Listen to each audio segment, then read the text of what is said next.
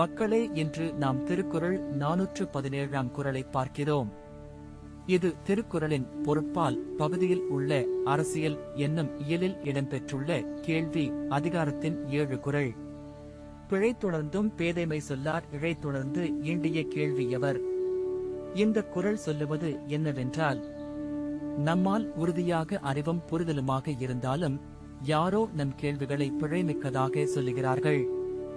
மாறாக நம்மை தவறு புரிந்து கேட்கும் கேள்விகள் எப்போதும் நம் உள்ளுணர்வை சோதிக்கிறது. குறளை வாசிக்கும் போது நாம் இதை உணர்வோம். நாம் எப்போதும் சுயசமயத்தில் இருந்து கேள்வி கேட்கிறோம். அது அறிவு சார்ந்ததா அல்லது வெறுப்பு, அவமதிப்பு சார்ந்ததா என்பதை அறிய வேண்டும். என் முதல் உதாரணம் பள்ளியில் மாணவர் சொல்வது போல், இயல்பாக இந்த கணித பிரச்சனை எப்படி தீர்க்கலாம் என்று கேட்டால் அது அறிவும் ஆர்வமும் கொண்ட கேள்வி.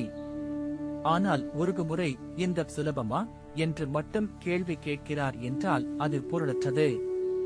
இரண்டாவது உதாரணம், வேலை இடத்தில் மேலாளர் நிதி தேடும்போது, இந்த திட்டம் எவ்வாறு மேம்படுத்தலாம் என்றால் அது கட்டமைப்பு மிக்க கேள்வி. ஆனால் என்னால் ஏன் இந்த வேலை தவறாக இருக்கிறது என்று சொல்கிறார் என்றால் அது விமர்சனத்திலேயே சிக்கிய கேள்வி. இன்றைய வாழ்க்கையில் இந்த குறளை பின்பற்றினால் நாம் கேள்விகளை நுணுக்கமாக வடிவமைத்து மற்றவர்களின் கருத்துக்களை மரியாதை செய்து உரையாடலின் தரத்தை உயர்த்த முடியும்.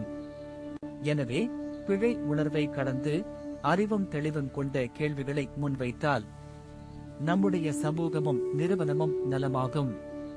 அதனால் இந்த குறள் மிக அழகாக கூறுகிறது, பிழைத்துணர்ந்தும் பேதைமை சொல்லார் இழைத்துணர்ந்து ஈண்டிய கேள்வி எவர். அடுத்த அதிகாரத்தில் மீண்டும் சந்திப்போம்.